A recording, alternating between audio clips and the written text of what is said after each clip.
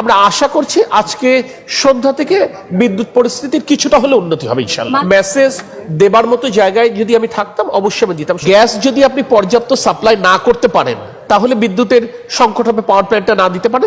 তারপরে আমরা একটা কৌশল নিয়েছি, আমরা সেই কৌশলটা গতকাল সন্ধ্যা থেকে নিয়েছি। আমরা আশা করছি আজকে সন্ধ্যা থেকে বিদ্যুৎ পরিস্থিতির কিছুটা হলে উন্নতি হবে ইনশাআল্লাহ। মালয়েশিয়ার চিঠি পাঠানোর পরে মালয়েশিয়ার সাথে আমি এবং আমাদের মন্ত্রী মহোদয় ভার্চুয়াল মিটিং করেছি।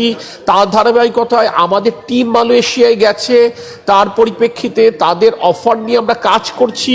তার ধারাবাহিকতায় তাদের সাথে থেকে আমরা আশা করছি অ্যাটলিস্ট এক কার্গো এলএনজি আমরা পাবো।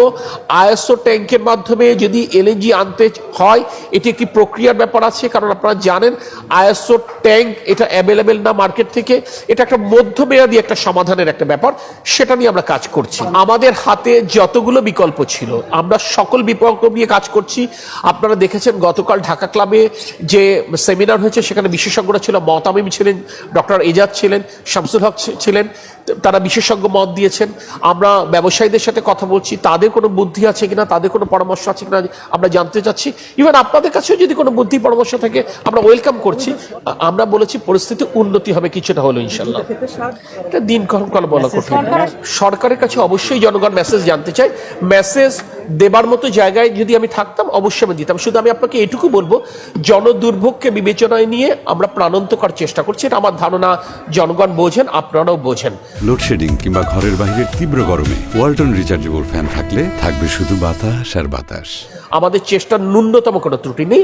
আমি টাইম টু টাইম আমার কাছে তথ্য আসা মাত্র আমি দেবার চেষ্টা করব। আমি আপনাদেরকে এটুকুই বলতে পারি যে প্রকৃতির হাতে আমাদের কিছু কোনো হাত নেই। প্রকৃতির সাথে আমি যুদ্ধ করে টিকে থাকতে পারি, কিন্তু একটি সময় আমাকে আত্মসমর্পণই করতে হয়, যেটা আমরা পারছি না। সামিট টার্মিনালে সেখানে আমরা এলএনজি ডিসচার্জ করতে পারছি না, এবং আমরা যেটা বললাম যে অ্যাক্সিডেন্ট ইজ অ্যাক্সিডেন্ট, সে কারণে এক্সেলার টার্মিনাল থেকে আমরা এখনো ফুল ক্যাপাসিটিতে কাজ করতে পারছি না। দেশীয় উৎপাদন রাতারাতি বাড়ানো সম্ভব না, এটা আপনারা জানেন, একটা দীর্ঘমেয়াদী একটা ব্যাপার। আজকে আপনারা ইউএস বাংলাদেশ চেম্বার এসেছিল, আমরা তাদের কাছেও তো এলএনজি সাপ্লাইয়ের ক্ষেত্রে আমরা তাদের কাছে কোঅপারেশন সিক করেছি।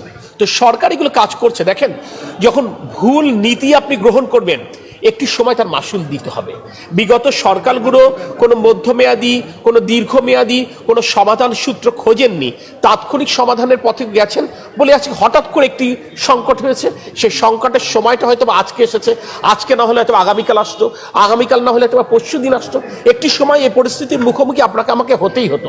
সেই পরিস্থিতিটা হয়তো বা আনফর্চুনেটলি সামার টাইমে আমাকে এই পরিস্থিতির সম্মুখীন হতে হবে।